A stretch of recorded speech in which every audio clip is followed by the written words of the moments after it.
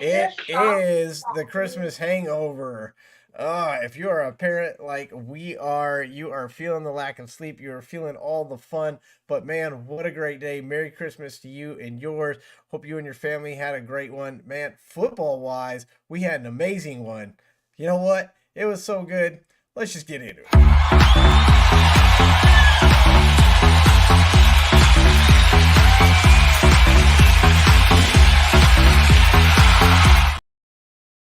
I am Chris Fox, and always with me is the absolute best NFL writer, Adam Hulse of Adam Hulse Sports.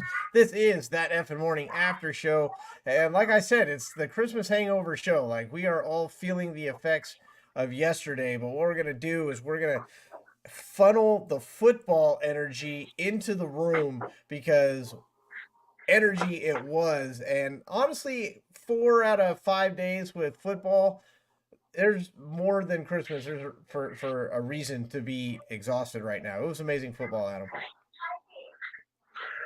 Yeah, I mean, with the NFL, like you said, 4 days worth of football. And, three of those days were like multiple games, kind of all day football type of days. We didn't just get that one on Monday. Monday was like a second Sunday. You know what I mean? It was that Oh my straight gosh. full day of games again. I'm not complaining. I love it, but like that on top of Christmas, you referenced little kids. I mean, like when we have little kids, Christmas isn't just one day. You know what I mean? Like Christmas is a multi-day, long, ongoing thing. The build up to it, all the different people you have to see because everyone wants to see the little kids and all that. It's great, but we referenced it quickly before the show. Today, that day after Christmas, this should be a federal holiday. Everybody should have today off just to reset their minds, and then move forward after that. 100% today should be a national holiday. I mean, you should like just on behalf of parents everywhere. And it's not just parents. I don't want to be biased. Like everybody has a huge buildup. Everybody has get-togethers. Everybody has to wrap presents. But you get a little extra with the parents because there's things you have to do on Christmas night. If you have more than one kid, obviously the tasks become multiplied. And then, if you're lucky enough to be around family for the holidays, like you said, it just adds on to it. Thankfully, we had amazing NFL football action. There's great college action too, but amazing NFL football action to keep us going and push us through. We're going to talk about all of it, the most of it today. Let's get into the record watch first to see how we did predicting this week's games. This week was a little rough. We had some surprises. We'll talk about them, but Kansas City comes to mind and as one of the bigger ones. But we had some surprises. The biggest thing is we predicted these games before the season ever started. This is preseason. The game, Aaron Rodgers is still healthy when we predicted these games. Okay, we don't have six major starting quarterbacks out for the season when we predicted these games. And still, I finished out with, excuse me, six. I did bad this week. I did bad. I went 6-10. You went 8-8. Last night's game did not help anybody in the records. That's gonna put me at 143-97. Still, nobody's eclipsed the 100 loss mark here. You are at 150-90. A sizable lead, 7-game lead, probably shoring up. I think we're talking about the math. I think you've pretty much shored up the victory for the best record at the end of the season. Congratulations in advance. We had eight visiting teams win, 8 home teams win. That's actually one of the lower splits we've had in a long time. That's going to put it at 102 and 137. 104 and 135 for visitor versus home. Home teams winning 135 times, visitors winning 104 of those. I don't know. That's week 16. We're going to kind of get into some of these games individually. Let's go by the day. I think is probably the best way to do this. So Thursday we had the 3 games, and they were okay.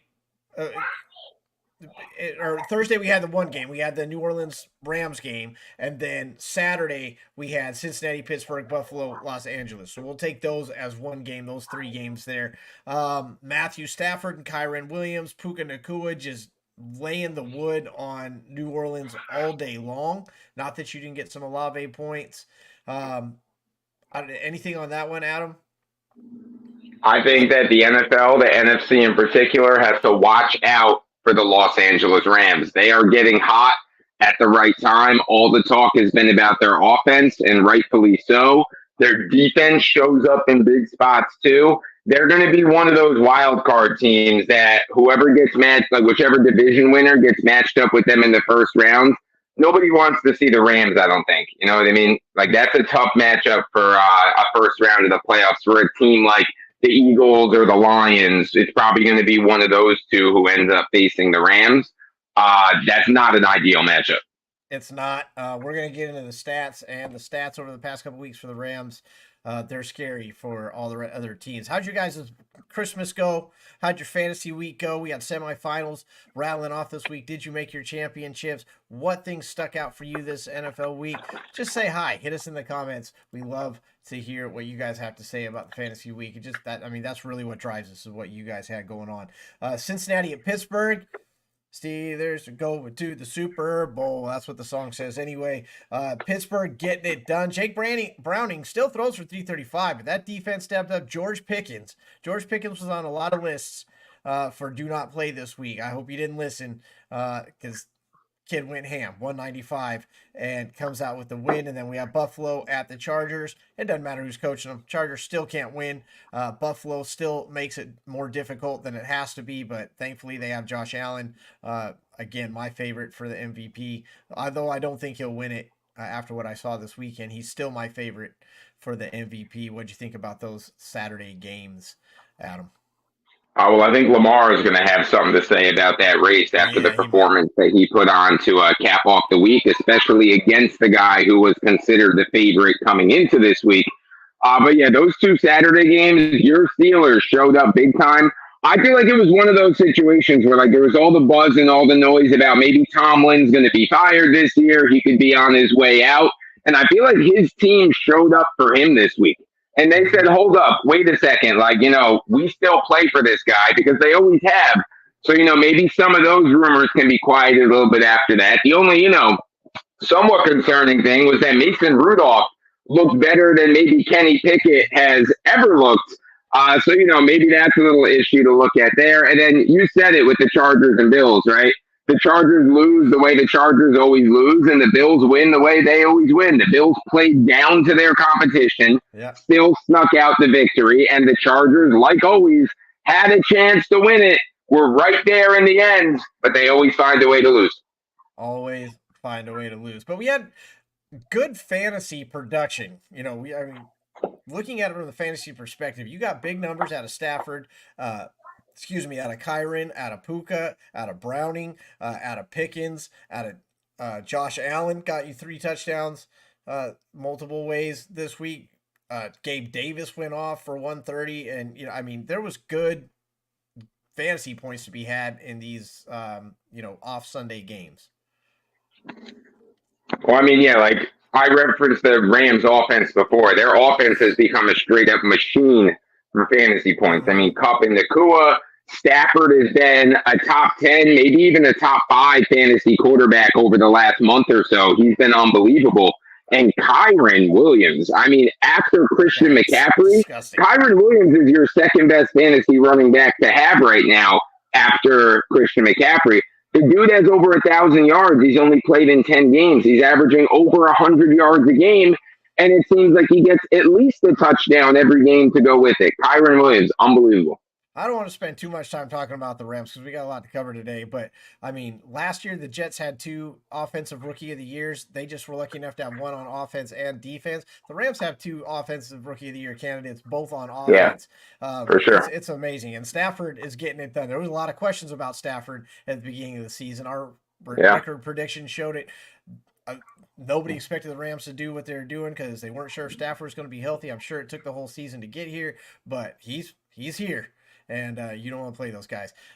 Sunday, we had just again, another amazing slate of games. We had a quarterback go over 400 yards. Ridiculous, Nick Mullins. Ridiculous. And still come out with a loss. Still come out with a loss. That's actually not as surprising if you've been watching the show all season. The big numbers a lot of times come out on losing teams. Justin Jefferson, welcome back from injury with 141. Taylor Heineke, I was on TSS Wake Up this week. I did the whole show. I said Heineke wins games. That's what he does. They, especially coming off the bench, that's what Heineke does. And he gave it to Indianapolis. Indianapolis, honestly, a little concerning.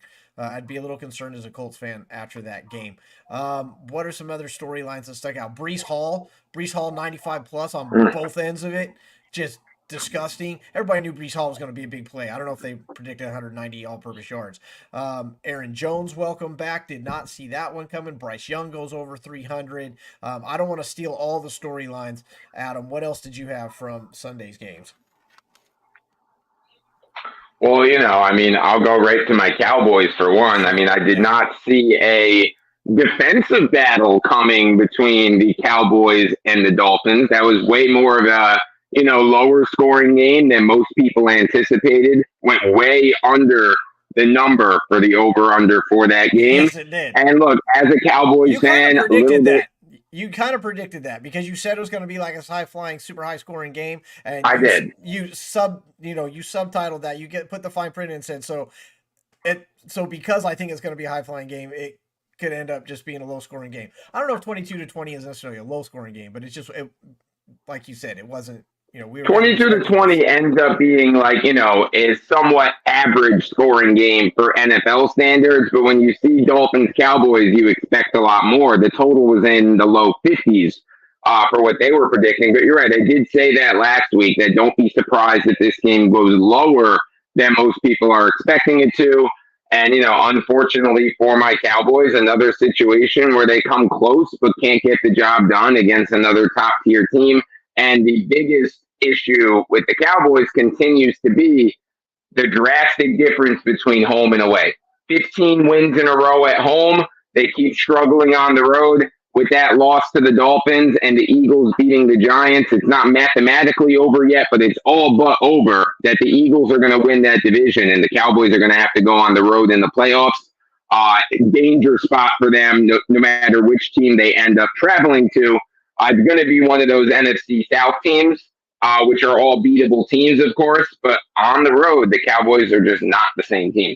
No, they're not. And Dak will take all the blame if they don't pull it out, which is unfortunate because he has played amazing and definitely deserves the MVP talk that he's getting. But if they don't win it, he won't either. As we continue through the NFL storylines, let us know what storylines stuck out to you this week. Appreciate the thumbs up there for those who have thrown that up. Adam, you've started with the Cowboys, which is definitely worth talking about, and I'm quite sure it will pop up quite a few times in this show. What else did you see this Sunday?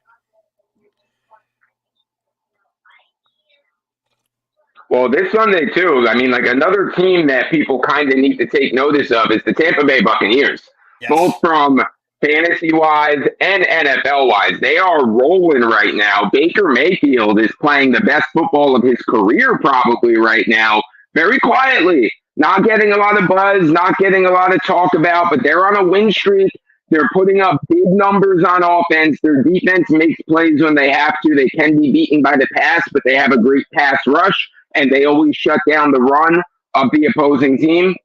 The Bucs are another one of those teams we kind of referenced, like the Rams, that they seem to be clicking at the right time. You don't want to peak too early in an NFL season, and we see that every year. There are teams that peak too early and kind of fall off. The teams that often make deep runs in the postseason are the ones that get hot in these later weeks and carry a hot streak into the playoffs. And by the way, for fantasy-wise, with fantasy championships and playoffs and everything like that going on right now, you kind of want to latch on to these teams too. Like it wasn't this week, but last week that Chris Godwin went off for a massive game when he's been like more of a fade wide receiver in most weeks this season because his production's been a little bit down. So, ride these hot hands in fantasy as well, and definitely in DFS.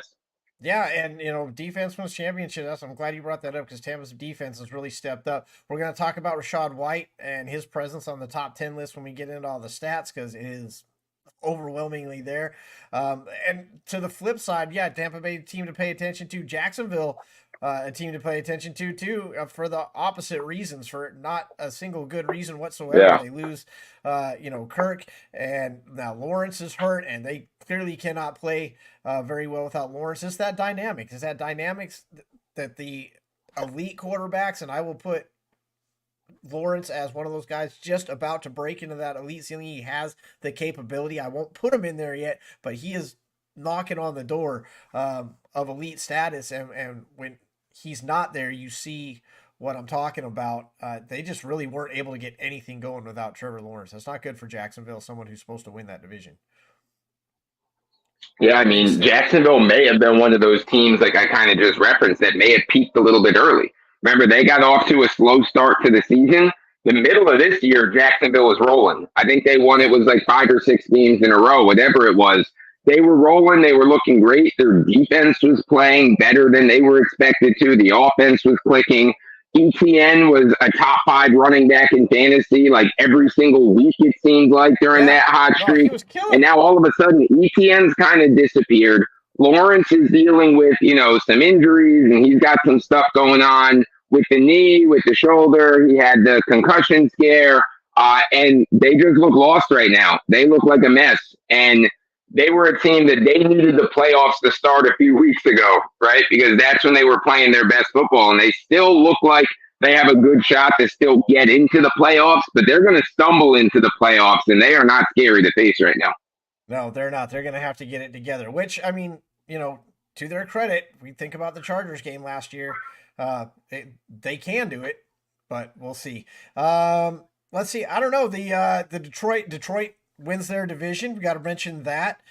Despite giving up 400 yards to Nick Mullins and 141 to Justin Jefferson, they get it done as well. They built themselves a big enough lead and were able to hang on, is what happened there. But they win their division, so congratulations to Detroit. Not something that you saw. I believe I did, and they were the ones by default I had winning the division. I can't remember. We can go back and look at it next week as we really start talking playoffs. But I know you weren't very impressed with Detroit. Are you more impressed with Detroit now, or is it just a matter of again that somebody had to win that division? Well, I would say that they're better than I gave them credit for before the season. But to me, I'm impressed with Detroit when good Detroit shows up, right? Yeah. Because when good Detroit shows up, they look dominant. When they can run the ball down your throat and their defense shows up and they can, when Hutchinson's getting after the quarterback and Goff's not turning it over, when those things are happening, they are a very good team and they are an upper tier team. My issue with Detroit is that team doesn't show up every week. Like we Yes. get turnover machine Goff sometimes, when he's throwing the interceptions, they're not really built, for that style of football. And sometimes they kind of get a little bit pass happy and get away from that dominant 2-guy rushing attack. Their defense has been all over the place.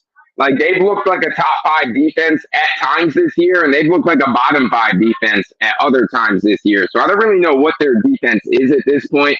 So Detroit's one of those teams where when the good version shows up, they can beat anybody. But we've seen that they can struggle against anybody too. Yeah, they've been riding that offense all year, and as we know, offense wins games, but defense is what wins championships. Green Bay, Carolina gave us a great game, which they weren't supposed to. I don't know if call it a great game. I don't know if it was executed well, but 63 points on the board came down to the wire. Literally tenths of a second that game came down to. I think if we were back in the day where they had the clock running tenths of a second, I think Carolina gets a chance to kick that field goal. But that we don't, and so they don't either. Denver drops another one to New England. Poor Denver, because they really had it going, and now they don't. Let's get into Monday. Talk about Monday's games real quick. Obviously, the big storyline here is at Las Vegas to follow suit with everyone else grinched up Kansas City's holiday. Nobody, I think, saw that coming.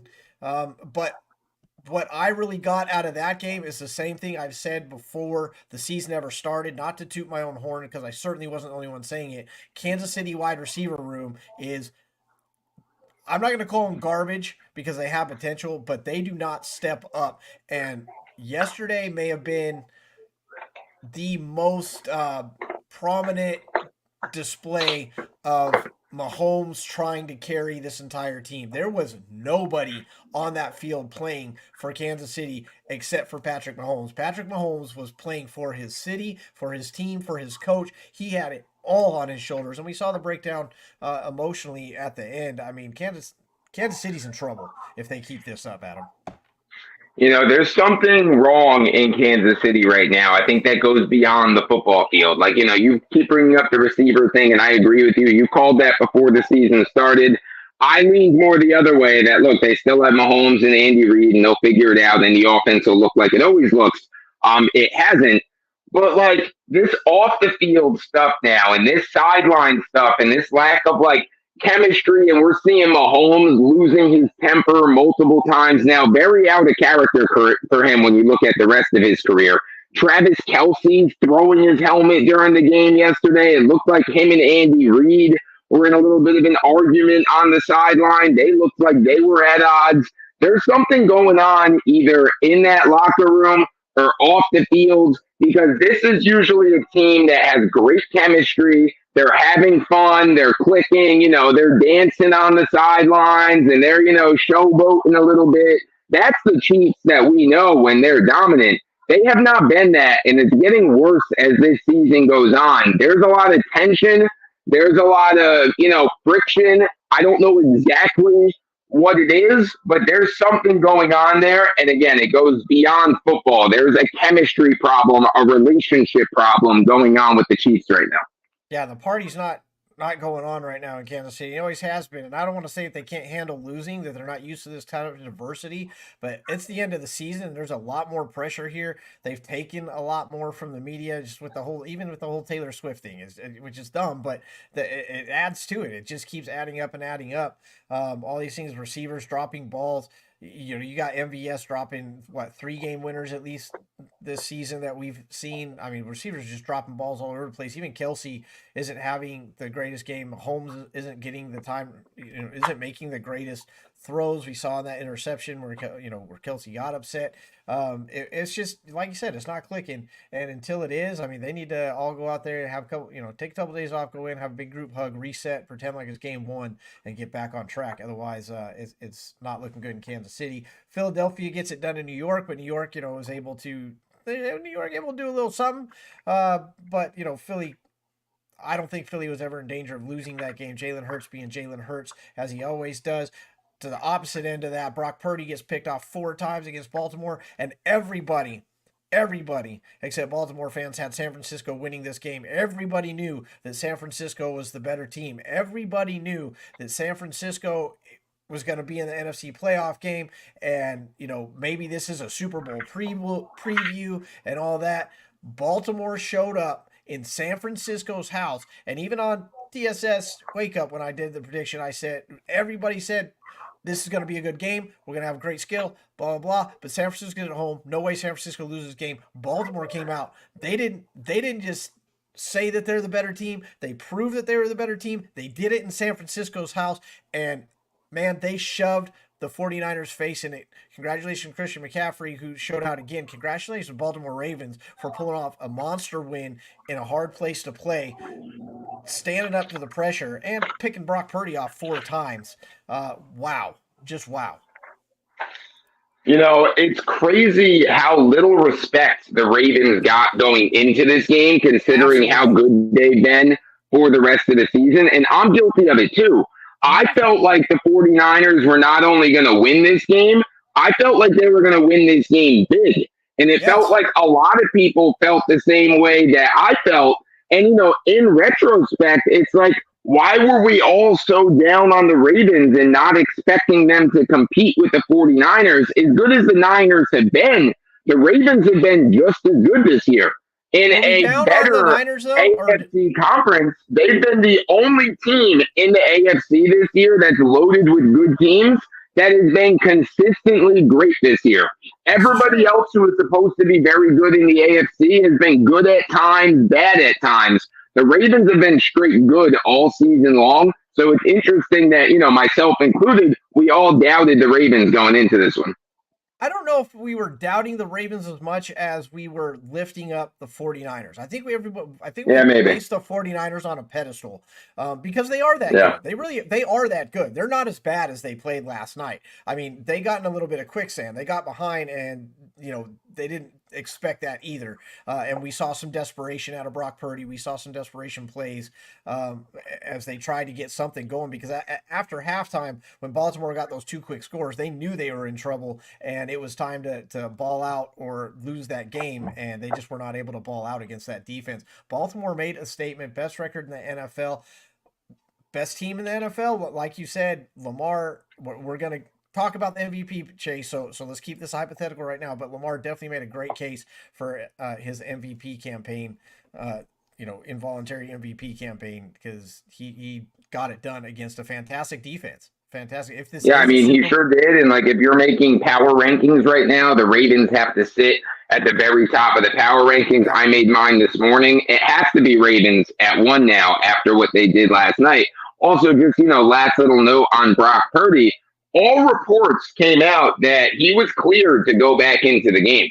He was not benched at the end because he was injured. The doctors told Purdy and Shanahan, Purdy is cleared. He's good to go back into the game. Shanahan decided, I'm not putting him back in this one after the 4 picks, after Darnold looked okay on that one drive. Now, I'm not saying there's any quarterback controversy. Purdy's starting next week. He's starting the rest of the year.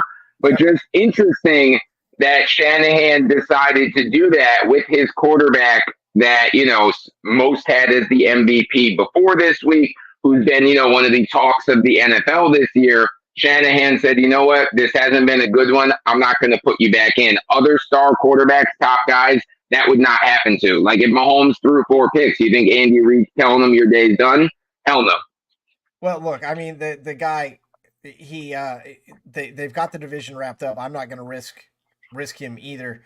I like you said, I have no problem with this decision. I'm not an NFL coach, but I got no problem with this choice either as a fan, as a football fan.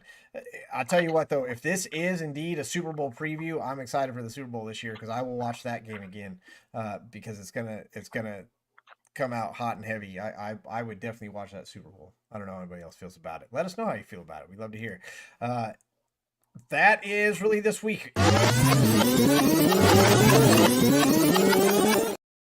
That's all I got to say about that. Let's get to the reason that you're really here. Let's get into the stats.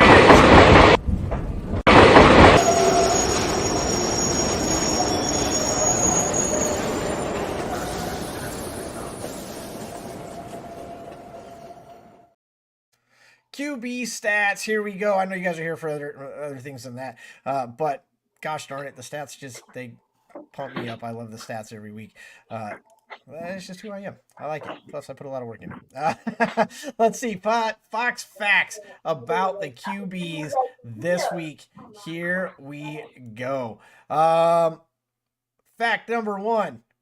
Maybe we'll get fact number 1. 38 QBs played this week. That's up 1 from last week.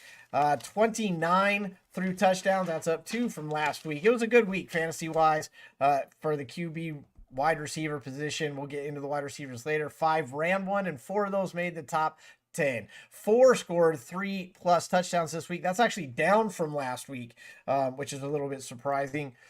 Number 1 in pass yards through 411 pass yards. If you saw the teaser that was running this week about 411, the top 10, where does 411 yards get you? It gets you to QB 11, if you can believe it. That's how good the quarterback play was this week. Number 1 in rush yards, 97, was QB 4. So the rush yards mattered this week. Number 1 for interceptions. Ended you at QB 11 again. We all know who that is. Number 1 in sacks. Somebody took 6 sacks. 2 people did, and they ended up at 24 and 25. That was Minshew and Tannehill. Got sacked 6 times. Ouch. It's a bad day. Number 1 in pass touchdowns. That was 3 touchdowns passing. There were 2 of them. They have finished up at QB 1 and 2. Coincidentally, QB 6 is the only top 10 with more than 2 sacks. QB 6 got sacked 5 times. Nobody else took more than 2. And 7 QBs had plus 300 yards this week. 5 of them made the top 10. Again, these are QB facts for all the QBs, not just the top 10 list. Adam, what sticks out here for you? Well, I mean, touchdowns still matter, right? The guys who are throwing touchdowns are ranking higher for sure, but just in general, this is a good week for quarterbacks when it comes to It really fantasy was. football. Everyone's in their playoff matchups. There's a good chance that the quarterback you had got you a good game. For the most part, the ones you needed to show up did. They did. And like I said, it was a good week. Moving on, let's get into the top 10. Top 10 facts. You needed 20.7 to make the top 10 list. That's almost a full point above the average. That tells you how high the score is. Wait till we get to the wide receiver scores. 8 of the 10 quarterbacks won this week. That's actually better than usual, but not better than last week, but better than usual. Only 5 of the top 10 had an interception. It was the top 5. The reason I marked that in blue as a standout stat is because we've been saying it all year, even before the season started, about the lack of importance of interceptions. Everybody wants to try and pile these interceptions on Allen and a lot of quarterbacks. If you look at the top quarterbacks, they have a lot of interceptions because they're trying to make plays or trying to win games. The top 5 quarterbacks this week, they had the interceptions. The bottom 5 did not. QB1 is the only QB without a sack. That's interesting. That hasn't happened in a while. Only 4 were here last week. Again, shows the inconsistency is across the board. It's running backs, it's wide receivers, it's fantasy season, up and down. The importance of waivers. I know we're in the semifinals, so it has less relevance now, but when you're making your DFS picks, you can't just pick the guys who were here last week, because only 4 of these guys were here last week. All 10 of your top 10 had 2+ TDs. Again, showing how big this week was. All 10 of them had more than 2 touchdowns. And I believe for the first time this season, we have no newcomers to this list. Everybody is a veteran in this list. We're still at 40. Adam, these are the top 10 facts. What stands out for you? Well, it can be debated how much interceptions mean from like a real NFL perspective. It's more about the touchdown to interception ratio. Yes. You mentioned Josh Allen. Yeah, he leads the NFL in interceptions. He also leads the NFL in touchdowns, by the way. So you can gunsling and kind of take it.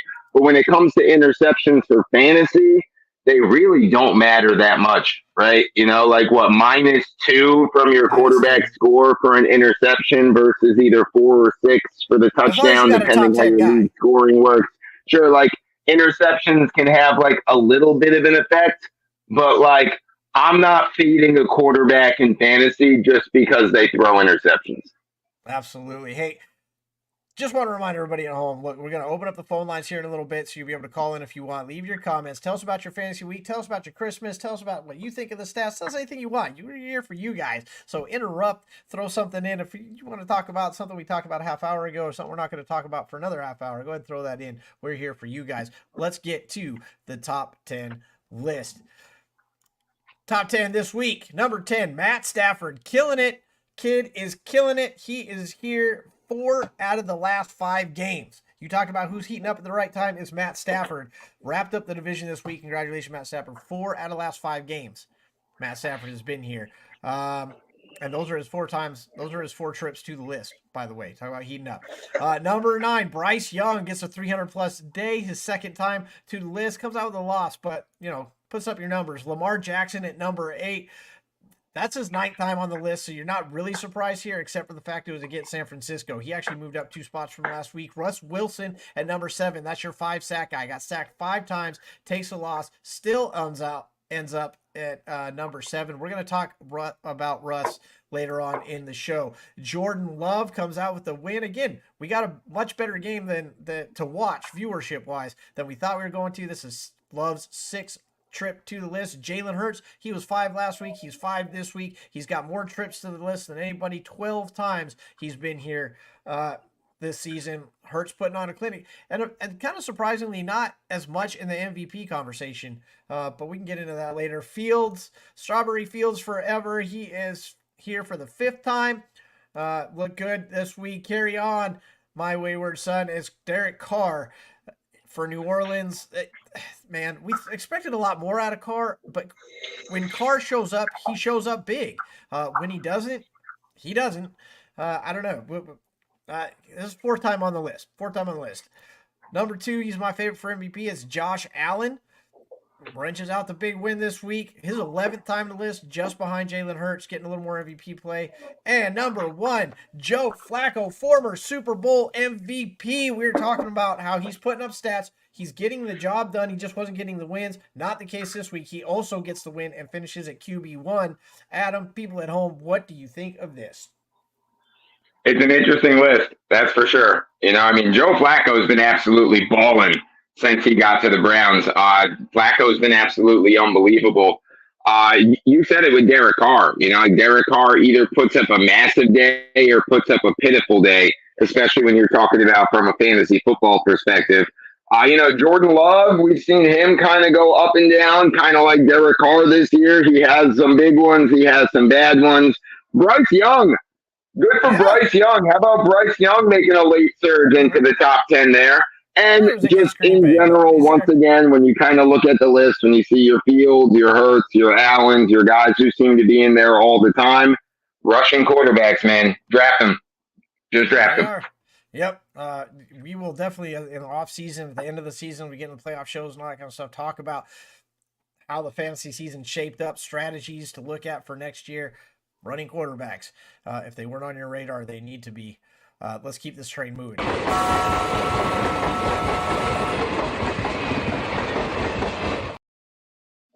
These are the running back facts for all the running backs, not just the top 10. This is all the running backs from this week. Here we go. Let's see. This week we had 5 running backs go over 100, but only one of those made the top 10.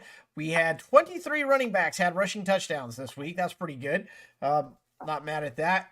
4 had receiving touchdowns. All right. And one actually threw one. One actually threw a touchdown. That was kind of fun to see. He did make the list, by the way. 6 had 2 or more touchdowns, and that's because your guy that threw one, that was his second touchdown for the day. It was actually first of the day, but you get the idea. 2 of those 6 made the top 10. So just because, unlike the quarterback position, you score touchdowns, you make the list. Running back position, just because you score a touchdown, you don't necessarily make the list. That's the takeaway there. 10 running backs had 5 or more catches. 10 running backs had 5 or more catches. We even had double digits. 6 of those made the list. We talk about being versatile. We talk about doing things that you're not supposed to do. 6 of the 10 running backs that had catches, they made the list. What else? Oh, go work for me. There we go. Number 1 in rush yards this week ends up at RB17. All right, so rush yards, not that important at the running back position. What does matter, number 1 in reception yards finished at RB1. We know who it is. We'll see it on the list. But reception yards as a running back, just like running yards at the quarterback. Number 1 in attempts, try again, finished at RB9. 23 attempts. 3 of your top 10 running backs, however, had 20 or more attempts. So again, it's not necessarily the volume at the running back position. Wide receiver, yes. Running back position, volume not as important. It matters what you do with it. Number 1 in receptions, also RB1 with 12 receptions this week. 12 double-digit receptions for a running back. RB1 is only 4th running back to go 40 plus this season. He went over 40. He's only the 4th. It's only the 4th time it happened. There's actually only 3 guys that have done it because CMC did it twice. Adam, there you go. What do you got? It's all about versatility, right? It seems like, this season that's kind of been the theme for running backs. You got to be able to run the ball. You got to be able to catch passes, contributions in multiple areas. And efficiency. That's been the other thing too. Like we've seen some guys this year that are doing a lot more with less touches, or some guys that we mentioned, like last week, we brought up Tony Pollard, that he gets more touches this year, less production this year. So, efficiency and versatility seems to be the name of the game. When you talk about that 0 RB strategy, if you're going to draft your running back, the story is find the guys that catch passes. Find the guys that put receiving yards and receiving touchdowns on the boards. Your Breece Halls, your CMCs, stuff like that. Those guys are going to do a little more for you. Get guys that go outside the box, if you will. Top 10. So now we're in the top 10 running backs. Some things about them. You needed 19.2. Again, almost a full point above the average. Running backs everybody putting on a show this week. 3 of the 10 did not have a rushing touchdown. Again, this is a running theme for the past 3 weeks. 3 of the top 10 did not have a rushing touchdown. 2 of the 4 to get a receiving touchdown, only 2 of them made the top list. So 2 other guys that had a receiving touchdown, they actually finished like way, way, way down. They were brought in like for that one play. 6 out of the 10 running backs won. 2 had more than 1 touchdown. Only 2 running backs. This has also been a running theme. Multiple touchdowns for even wide receivers and running backs. It doesn't happen a lot. Only 2 of your top 10 guys have more than 1 touchdown. Only 1 of your top 10 guys had 100 yards rushing. That was CMC. But 5 had more than 100 all-purpose yards. 1 running back went over 100 yards rushing, but 5 of them went over 100 all-purpose. Versatility. Running back 4 and 6 had 0 rush touchdowns. Running back 10 had 0 touchdowns at all, just like Singletary last night. RB7 last week, 0 touchdowns. RB10 this week, 0 touchdowns. What do you got for me, Adam? Well, touchdowns are important, but they don't have to be on the ground, right? Like with the running backs, it's that receiving stuff that we're talking about. That 0 RB, like you mentioned before, which is becoming so popular, which, by the way, the 2 teams that I have in fantasy championships right now are both teams that I went 0 RB on. So it's a strategy that, I've dabbled with as well. It's not a strategy I fully commit to. I think that you need to always remain flexible on draft day. You don't go into any draft saying I'm doing 0 RB no matter what. I think strategy gets determined by what gets taken before you and what's on the board and what's available. But I do have to say that, again, the 2 teams that have been my best performers this year are ones that I didn't go running back till later in the draft. Yeah, it also helps that I picked up Kyron Williams off the waiver wire for both of those 2 teams. But, there's that too. Congratulations on both your championship teams. Obviously, one of them is in a league that I know very much about. And we got a Trenches alumni match for the championship game in that one, so that'll be fun. Let's see. 49 have now made the list. We had 1 newcomer to the list. Let's find out who it is. Only 3 were here last week. That again, it just bounces. Being here next week kills us in DFS. It's horrible. You got to play the matchups. Number 10, Bijan Robinson, 0 touchdowns. 0 touchdowns. Good enough to finish at number 10. It was the receptions. All right, he had some receptions. That's what did it. But thing of note, Bijan Robinson has made the top 10 list 2 out of the last 3 weeks. He has been here. It's his 5th trip to the list. Saquon Barkley at number 9, 2 of the last 3 weeks, 5th trip to the list. Our rookie, our first guy to the list, Chris Rodriguez Jr., just ate it up. They gave him the shot. A lot of people said he wasn't even going to touch the ball, and if he did, it wouldn't matter. Well, he proved them all wrong. He ends up at number 8. Rachaad White. Rachaad White is 4 for 4.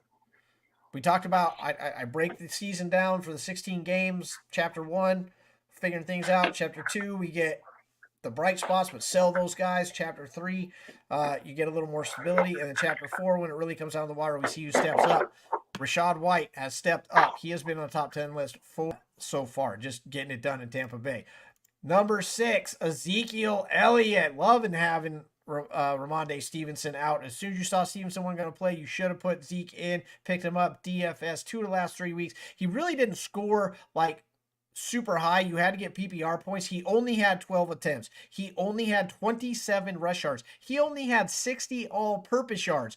How the hell did he get 0 rushing touchdowns? How the hell did he get this high up the board? Because he had 9 receptions. That's why. It's PPR, baby. That's where you get your points. 2nd time on the list. Derrick Henry throws a touchdown, catches a touchdown, ends up on the list at number 5. It's his 6th time on the list.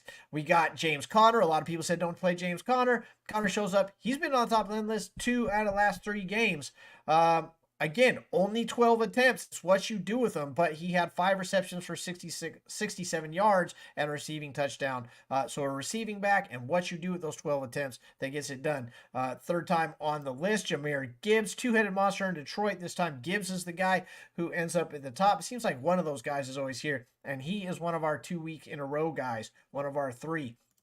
Number 2, CMC doesn't get The number one this week, he just decided to give someone else this week. Comes in at number 2. Our number 1 rusher, the only top 10 guy with over 100 yards. It's his 12th time on the list. It's disgusting. He's been on the list 8 of the last 9 games, even against Baltimore. There he is at number 2. And of course, number 1, when you put 90 yards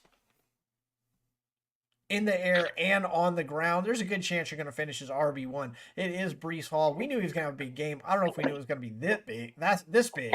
But that Washington defense is just getting worse and worse and worse as it goes. Top 10 list, Adam, as I went through that, what stuck out in your head? I mean, it's the receiving. I mean, like, look at a lot of the guys on this list with Breece, McCaffrey, Gibbs, Connor, Rashad White, Saquon Barkley, Bijan Robinson. All of those guys are known to be great receivers out of the backfield. So they have kind of dominated the list this week. And look at Zeke. Look at my guy, Zeke, getting his opportunity in New England. He's been fantastic. For anybody who picked up Zeke off the waiver wire when Ramondre Stevenson went down, it's been paying off for you big time because Zeke's been great. Yeah, he's showed up. He's trying to save Bill's job. Not that Bill's necessarily getting fired. I think he's just going to go. But anyway, yeah, that's your top 10 list. Comments, concerns, anything, let us know. Let's keep this train moving.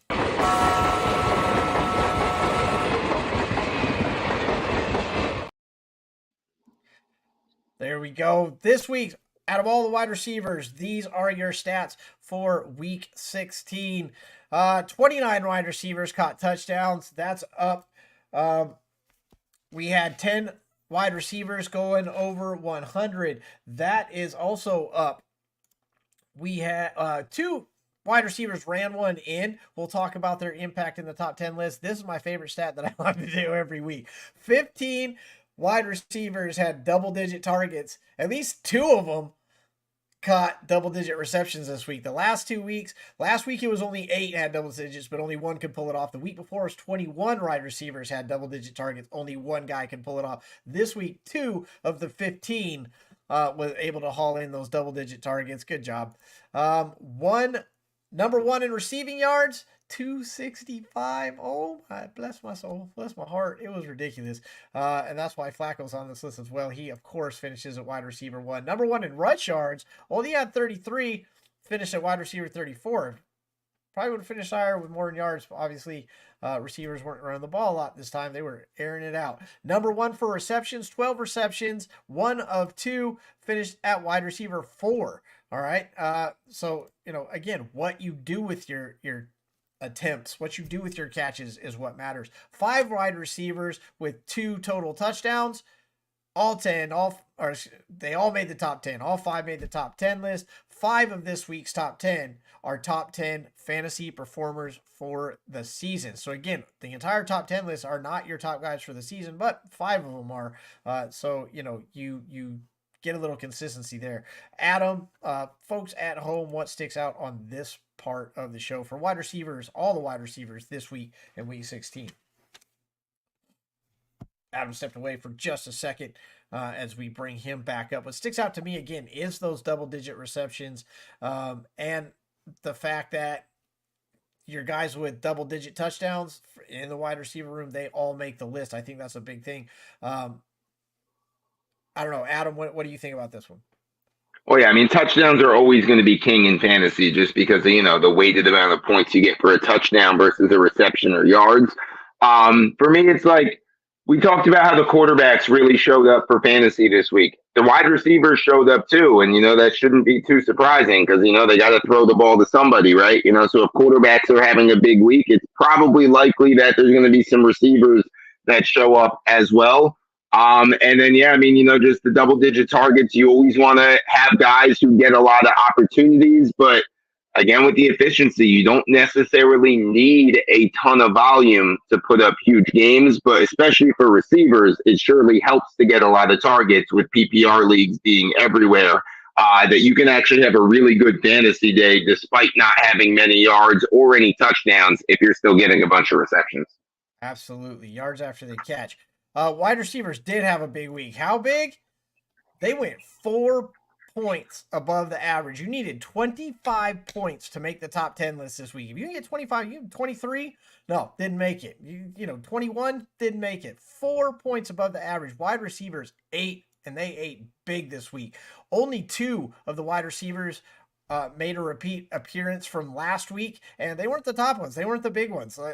Again, consistency, lack thereof, when you're looking at your DFS plays as you were looking at your fantasy plays throughout the season. Now we're at the championship game. But if your receivers made the top 10 list this week, and this is how it went all season long, if your receiver made the top 10, they were in real danger and a majority danger to not make it the next week. I will go back and look at it. I don't think there's a single week where we had a majority of repeat top teners. This week, only 2. 7 of 10 are here for the first time since week 11. Since week 11. All right, 7 of these guys have not made the top 10 list since week 11. And if I made it 6, it would have dropped all the way back to week 9. Week 9 for 6 of these guys since they've been on the top 10 list. Matchups, baby. 5 out of 10 won. You don't have to win. And at the quarterback and wide receiver position, we see that a lot. 7 out of the 10 went plus 100, so that obviously helped their case. Wide receiver 1 is the second wide receiver with 50 plus fantasy points. Only the second wide receiver to go over 50, and he's not even the highest. All right. Highest, that honor goes to Jamar Chase, who had him by 0.7 points back in week 5. They are the only 2. Jamar Chase and this week's wide receiver 1, we know who it is, are the only receivers to go over 50 plus. But even after this amazing 265-yard performance, still not the highest scoring wide receiver. 58 have now made the top 10 list. We added 1 this week. We'll see who it is in just a second. Adam, what sticks out on this list, or on about these stats for the top 10 list this week? Oh, there's some versatility here. There's some guys making comebacks. The wins thing that you brought up is something that, we have talked about a lot during the weeks of this show, and it's that there's actually some benefit to quarterbacks and wide receivers on losing teams. I think the Washington Commanders have been a really good example of that with Sam Howell, with Terry McLaurin, Curtis Samuel, and Jahan Dotson have made their marks in certain weeks as well. And it's that, if you're always trailing and you have a bad defense, you're probably going to have to throw the ball a whole bunch just to try to keep yourself in the game. So there is some value to targeting guys in that situation. And, you briefly said it, but it's all about matchups. It's always about matchups. Fantasy football is always about matchups. DFS even more so than season long. You're not targeting players. You're not looking to build a lineup of the best players. You're looking to build a lineup of the best players in the best situations. So just because a guy is better season long and you have higher projections for the year and he's a quote unquote better option, that doesn't mean he's the better option in a specific week, depending on the matchup.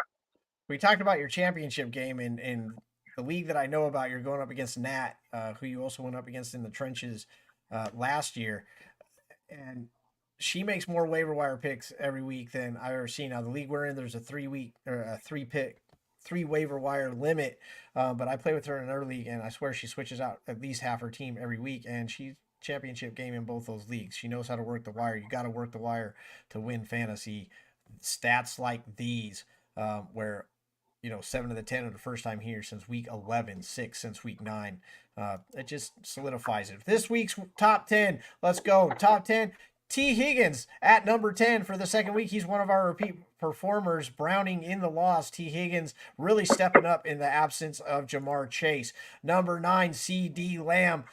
He put up the points. He was able to work that defense. Him and Prescott, they just weren't quite able to get it done. Number 8, Calvin Ridley. Started late. First half looked really, really bad. Fantasy-wise, but he stepped up. He got his 2 touchdowns, got his yardage, and he needs to step up for Jacksonville to have a shot. We need to get Lawrence back if they need a shot as well. Justin Jefferson, welcome back, my friend. Justin Jefferson, that guy is such a force. Justin Jefferson has been here 5 of his last 7 games, okay? And I know he had that huge stretch where he was injured, but out of the 7 games he's played, he's been there 5 times. All right, Justin Jefferson is no joke, and he appears to be back. 411-yard effort from his quarterback didn't hurt. Mike Evans, he will be in the Hall of Fame one day. He ends up at number 6. This is his 6th trip there. DJ Chark Jr., look at you. He is the first time on the list, as you can probably imagine that why he hasn't been here, but it is his first time on the top 10 list. Congratulations, Chark Jr. We got Amon-Ra St. Brown. He's been here 6 times. He's been here 2 out of the last 3 games. He had your double-digit receptions. Puka Nacua, again, up for Offensive Rookie of the Year. Absolutely 195 yards. Oh, man, just torched him. His second time on the list. George Pickens. George Pickens is your one with 195, not Nacua. Nacua had like 165. George Pickens had 195. And it's his second time on the list. Puka's been here 5 times. He's been representing all season. George Pickens finally standing up. He talked a lot of crap. He took a lot of crap for it. If you're going to talk a lot of crap, you better back it up. And Pickens was able to do that this week. So he'll take a little less heat for saying something. I have to say, as a Steelers fan, I don't respect a guy that doesn't stand up for the team. You got to block. So he's going to have to earn that respect back for me. And, of course, number 1, Amari Cooper. Woo! Look at this catch. It was awesome to watch. Amari Cooper, he's been here a few times. Absolutely ridiculous. Finishes at number 1, 265. Obviously, he sticks out on the list, Adam. What else sticks out for you? Well, yeah, I mean, interesting stat that I saw on Amari Cooper. He's only the second player in NFL history, along with Terrell Owens, to have a 200-yard game with 3 different teams. Only the second guy. Only him and T.O. have ever done that. So pretty amazing stuff there from Amari Cooper. You know, what's a couple things that stick out to me with this list. Of course, volume, right? CeeDee Lamb, Justin Jefferson, Amon-Ra, guys like that get high volume pretty much every single week when they play, and that helps them get consistently great numbers in fantasy football. But something else I'm seeing with this list is to take advantage of those injury situations and elevated offensive roles, right? Yeah. You're Calvin Ridley, you know, like without Christian Kirk, without Zay Jones, you had to expect he was going to get a heavier workload than usual. He turned that into big production. Same can be said with T. Higgins. He fills in for an injured Jamar Chase. He cracks into the top 10 list with probably his best game of the season. So those are always things that you need to pay attention to also when you're setting your lineup, when you're building something out for DFS. Guys that are going to get more opportunities than they normally would. More opportunities usually means better things, and at least they have, you know, a higher ceiling and a higher floor. So again, guys like Higgins and Ridley, I like to see them stepping up in those situations. Yeah, not even close. It was 100% T. Higgins' best game at 140 reception yards. His next highest is 110. You talked about, you know, CeeDee Lamb, wide receiver 2 on the season. Amon-Ra St. Brown, number 3 on the season. We got Evans at number 6 on the season. Puka at number 7 on the season. So, you know, these guys show up. They show up when they need to, but they show up big. And Lamb and St. Brown and Evans, they do it on a consistent basis. Maybe not always making the top 10. We talk about how inconsistent the top 10 list is, but really, you know, each week, you're talking about, you know, roughly 30 to 36 wide receivers that are playing. So really top 10 is the elite. If you're finishing, you know, if your wide receivers finishing in the top 20 and you can put a couple of those on your team, you're probably doing pretty good from a fantasy perspective. Wide receiver list, I think next year I will expand the top 10 to make it a little bigger because I don't like to pigeonhole wide receivers. There's so many playing every week. I think you got to look more than 10 at this one. But this is the top 10 for this week. If you are in the championship game, first of all, congratulations. And you probably have a couple of these guys on your roster. That's a stat train. And it's time to get to what I consider probably, I've said it multiple times. It's my favorite part of the show. It's the Pulse with Hulse.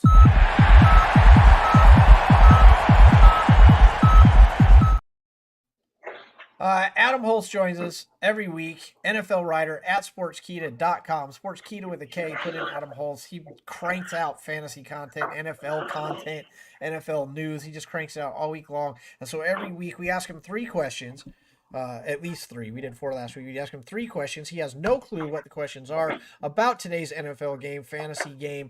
Feel free to come in with your own comments, your own questions. Adam's here for you. You can ask questions too. Go ahead. Adam, our first question. we talked about Dallas. We talked about Kansas City. Dallas is having a hard time on the road. Kansas City having a hard time in general. Both these teams are probably going to end up with road playoff games, something that they're not used to, and honestly is not great for the Cowboys. Who's actually going to make it out, if either of them? Can either of them withstand road playoff games? Well, fortunately for Kansas City, they will be at home in the first round of the playoffs because nobody's going to catch them in their divisional race. And then, for the Cowboys, when it comes to their first round, it's almost definitely going to be at one of those NFC South teams. So I do think that both the Cowboys and the Chiefs are going to find their way out of the first round of the playoffs. But then when it gets to those conference semifinals is where things are going to be interesting. In all likelihood, the Cowboys' second game, there's a very good chance that that second game is going to be at San Francisco, the team that has knocked them out 2 years in a row now, a team that destroyed them in the regular season this year, and a team that they have not really been able to get past in recent years, and they haven't really done well against anybody on the road.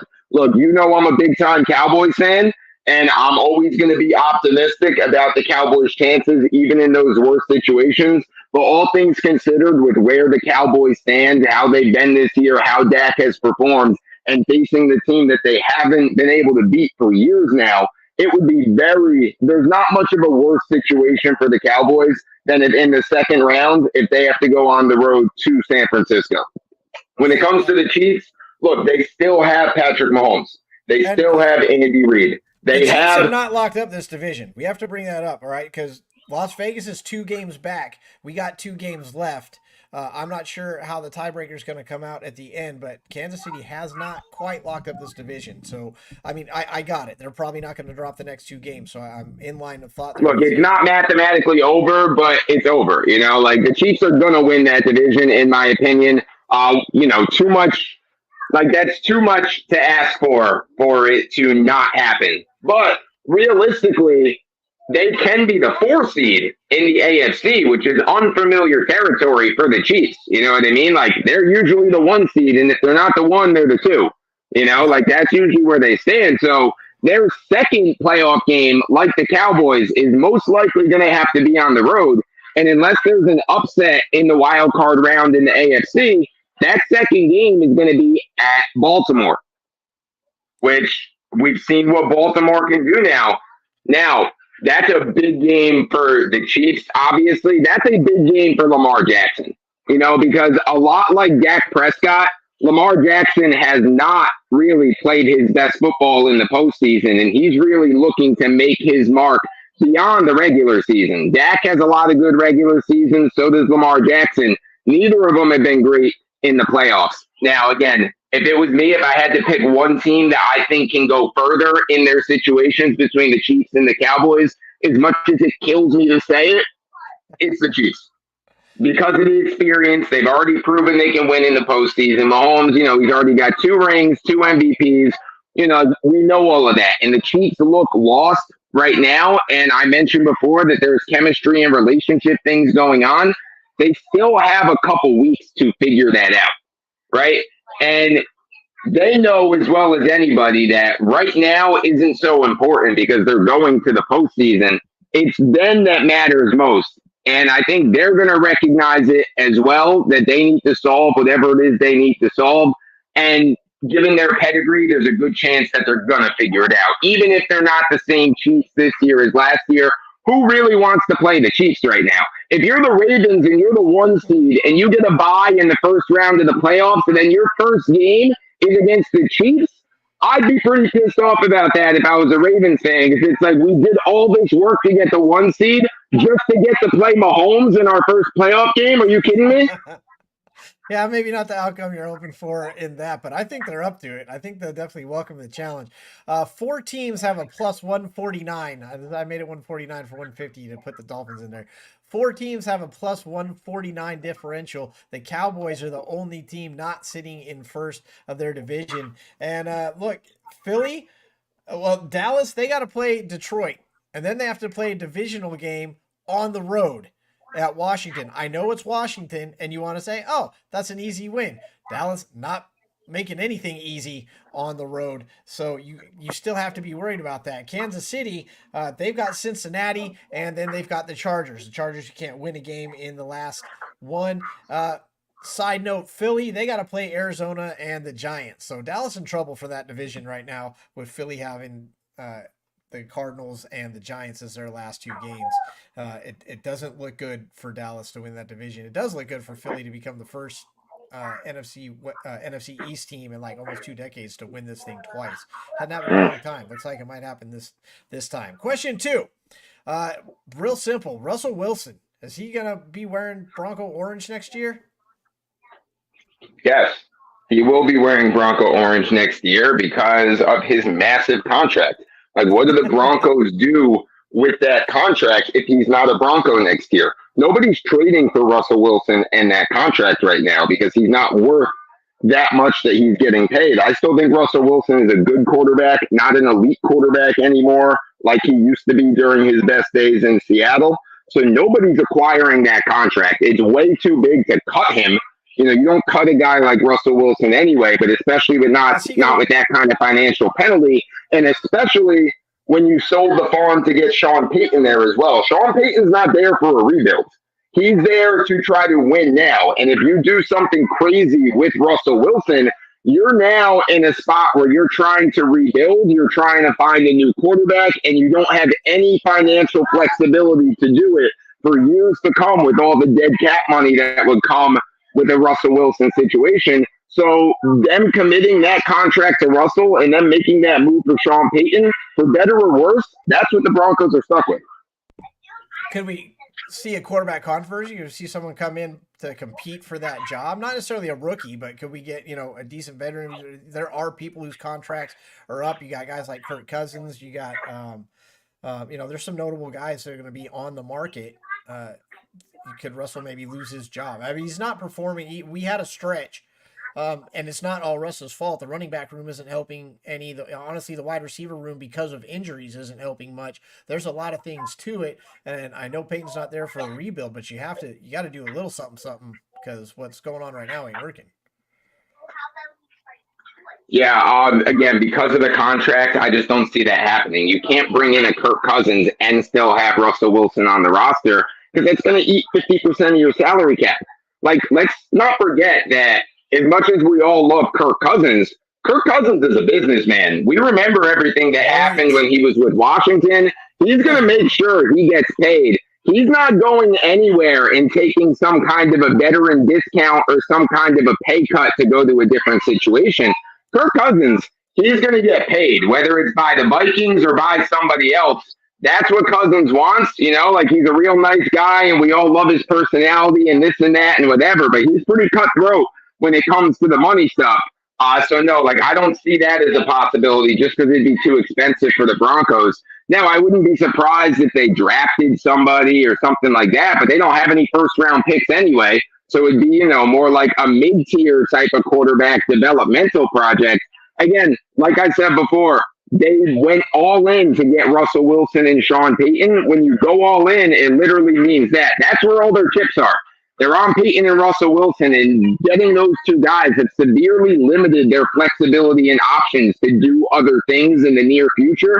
They kind of just have to ride this out and have faith that year 2 with Sean Payton. We always talk about the year 2 stuff, right? Year 2 in a new system is usually better than year 1 with a new system because you get that full off season between seasons instead of that abbreviated off season when the guy first came in. So that's going to be the spin that the Broncos put on it, is that expect improvements next year now that we have a full off season in year 2 of the Sean Payton system. That, by the way, flashed some potential this year because there were times this year where I was high on the Broncos. I believe you liked the Broncos for a little bit in the middle of this year when they were playing well. And a lot of people started believing that this is going to be a team that gets into the playoffs and could be a team that nobody wants to play because of the way that they were playing. Their defense was stepping up. They have an experienced playoff quarterback in Wilson, an experienced head coach, Super Bowl winning coach and quarterback in Wilson and Payton. I mean, the wheels kind of fell off late in the year, but that's how you spin it for next year. We were close this year. We're going to be better next year, and now watch out. super tough for them to make the playoffs at this point just because of the math. They've got good matchups. They got the Chargers, they got Las Vegas, but it is going to be tough for them. Cleveland 1 win away from solidifying their role in the wild card spot. Buffalo right on their heels. Buffalo has a tough road. They've got 2 division games with New England and then Miami. Buffalo, Miami, Week 18. Thank you, fantasy gods. Thank you, NFL scriptwriters. Of course, Well, Buffalo, by the way, Buffalo, if they win this week against New England and Miami loses to Baltimore, week 18, Dolphins Bills is for the division title. let's That's for all the go. marbles. I All the love it. Bills need is for the Ravens to beat the Dolphins, which obviously is something that can happen. That's not a big ask. And No, they should, keyword should, destroy the Patriots, though the Bills always seem to play down to their competition. So they'll probably win by a game winning field goal as time expires, will probably be how that plays out. And then week 18, you're always looking for that flex game in the last week of the season. That's going to be the Sunday night. If Bills Dolphins is for the division, that's your game. yeah. Um, so of the wild card teams, we got. I'm going to put Cleveland in. I think they can win one of the last 2 games. They've got the Jets up next, which is nice. Then they got a divisional game against Cincinnati, so that one could go either way. But I think they can take the Jets next week. So I'm going to put them into the wild card. Buffalo, I like them right now, and so that leaves the Colts, Texans, Steelers, and Bengals with 8 wins. Technically, Las Vegas and Denver are not eliminated, but they have to play each other in the last game. So one of them is going to take care of the other one, and that's they need a lot of help. So of the Colts, Texans, Steelers, and Bengals, picking up that last wild card spot, and we're going to do this for both of them. So question 3 is a 2-parter. Which one are you? Do you not want to play? And this will be, this will obviously be the number 2 team versus this last wild card. But you got Colts, Texans, Steelers, Bengals. If you're the number 2 team, who do you not want to play for the AFC? Um, for me, it's still the Bengals that I wouldn't want to play if I was the 2 seed. Just because of the weapons that they have, like if Chase is healthy and they have all of their weapons for them, they have Chase, they have Higgins, they have Mixon, and not just the weapons, but this is a team and a head coach that has plenty of playoff experience, a team that has already won the AFC and gone to the Super Bowl. Now, I know it's different without Joe Burrow, obviously, like that's Yeah, sure. obviously a huge loss to not have Joe Burrow. But still, I mean, like the rest of the team has kind of been there also. And, the Texans, that's another team that peaked too early. We talked about peaking too early. The Texans definitely peaked too early. The Yeah. Colts have been, consistently solid, but like if I'm a 2 seed, I'm kind of hoping it's the Colts, right? Because they're a Yeah, very right. beatable team. They play solid. They usually don't beat themselves, but like there's not a whole lot to be afraid of when it comes to the Colts in a playoff game type of situation. The Steelers can always make noise, but yeah, again, if I'm the 2 seed, if I had to pick one team that you listed to eliminate from contention, it would still be the Bengals. Yeah. I think it's Houston. I think if you get a healthy Stroud, you get a healthy Collins, you get Brown. I don't want to play Houston. I'm looking at Houston personally, but I understand your case about Cincinnati, and I certainly wouldn't argue it. We are with NFL writer Adam Hulse. We are doing the Pulse with Hulse. 3 questions he's completely unaware of. Uh, we are in question 3, part 2 for the NFC side of the house. A lot of look, it's still open. The Rams are sitting in the 6th spot, and Seattle sitting in the 7th spot with 8 wins. We got 2 games left, so if they can win one more, that's going to take care of a lot of it. Off the bat, again, we talked about the Rams. They're kind of very dangerous right now. I don't know. We'll see what actually comes out of that. Seattle and the Rams. Sorry, Seattle has Pittsburgh and Arizona. So you figure out of those 2 games, Seattle should be able to get at least one of those. But they may need both of them. I don't know. The Rams have the Giants in San Francisco. So Giants next week, winnable game. San Francisco, we'll see what happens. We know how hot the Rams are. And in week 18, San Francisco may, they may sit all their starters. So the Rams have a nice shot at making the playoffs as well. That said, Minnesota, Atlanta, Green Bay, New Orleans, and the Bears are all still knocking on the doors. The Bears are not mathematically eliminated, especially since they have to play Atlanta next week. That's going to be a huge game. I would say that the loser, if the Bears lose that one, obviously they're out. Atlanta in deep, deep trouble if they lose that one. But the Bears technically not eliminated.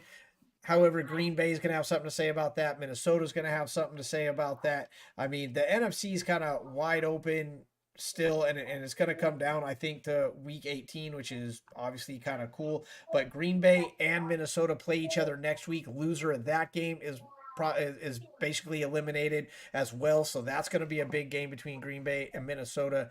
So you got Atlanta playing Chicago, Green Bay playing Minnesota. It may not matter because Seattle and the Rams hold their own destiny in their hands.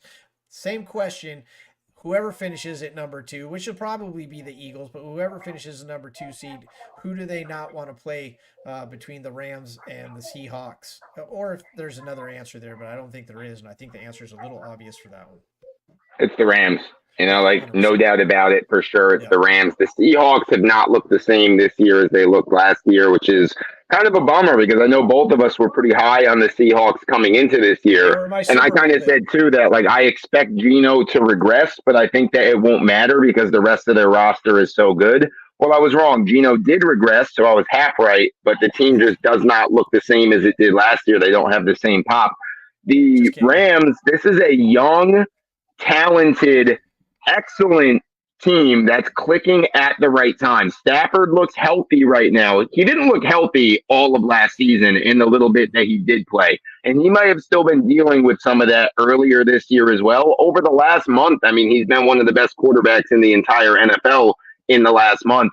And then, we talked a lot on this show already about the Rams and about Puka and about Kyren and everything they have going on. And, the only name we haven't mentioned really with the Rams, I mean, minus Aaron Donald, of course. Let's not forget about Sean McVay and how good of a head coach Sean McVay is.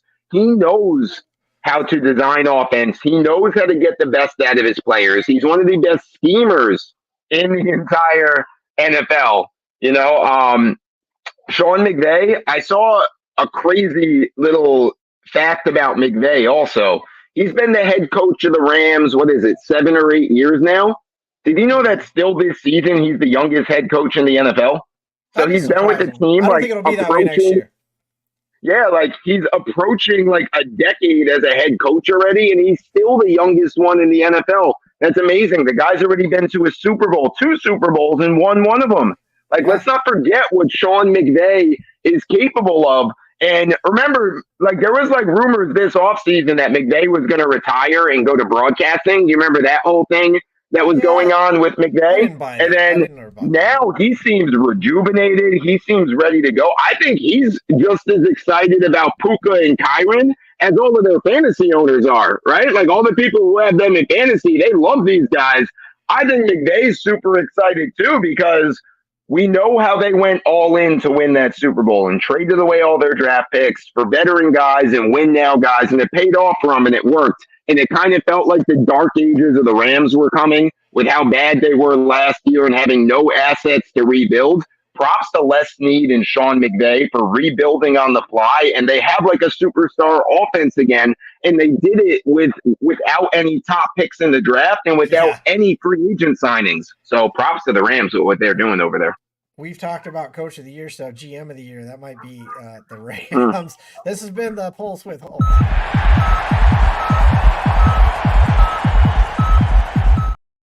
Adam Hulse, NFL writer at sportskita.com, breaking down 3 questions. I love the fact that you don't know what they are and you still you run with it. Like, go Hulse, go. At Adam Hulse Sports on the X if you're in there. Let's go to this week's schedule real quick. Talk about the fantasy perspective of this week. New York at Cleveland on Thursday night. This game is big for Cleveland. It can get them in the playoffs. Cleveland clicking on all cylinders. Flacco, of course, QB1, which means he probably won't be on the list this week, especially with that New York pass defense. But we know you can run on them. Cleveland, I think, will win this game. I don't know if you play.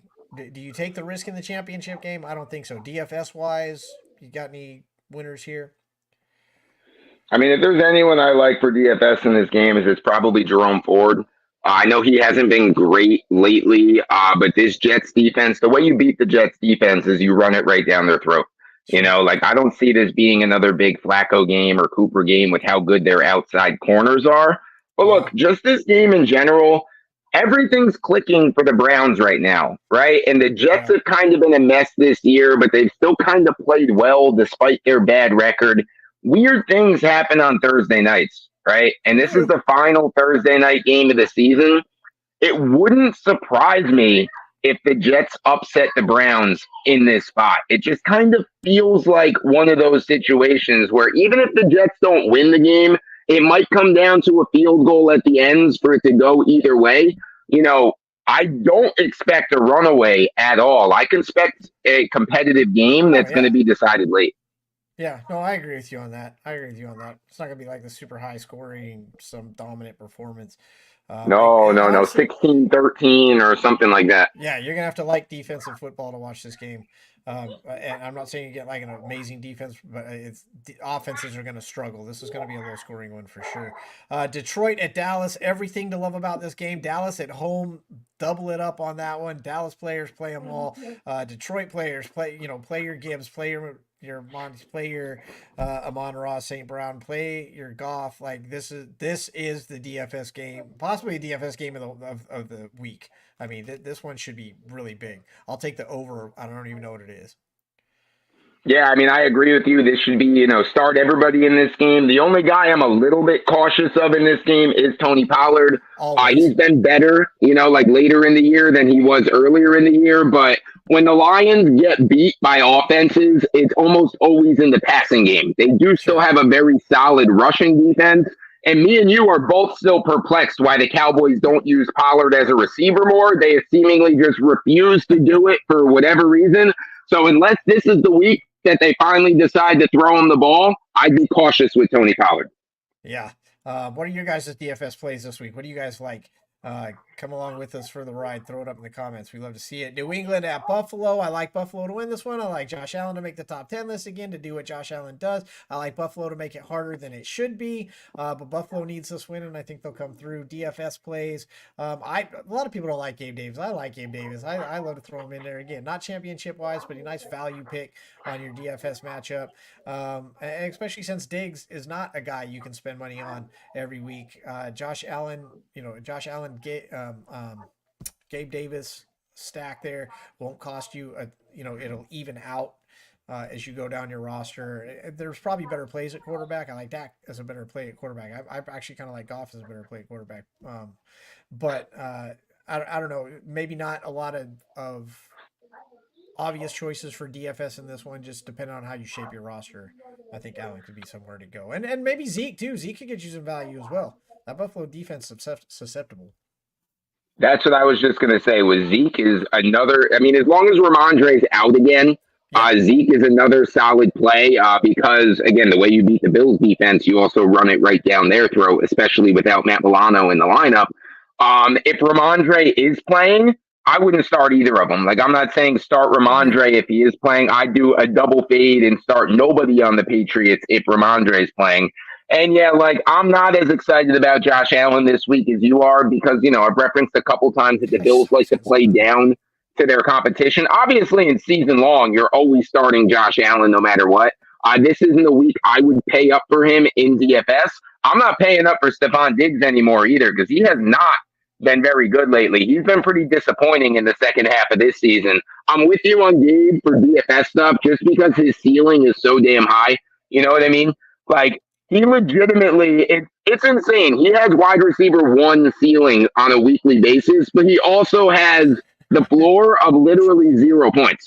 You know Yeah. what I mean? 100% Like, does. like it's not exaggerating to say you can expect anywhere between 0 and 50 for Gabe Davis in any given week. Like, it's But unbelievable. So, like, he's but if you always a catch good him, dart throw in DFS because of the upside. He's a guy I don't love in season long.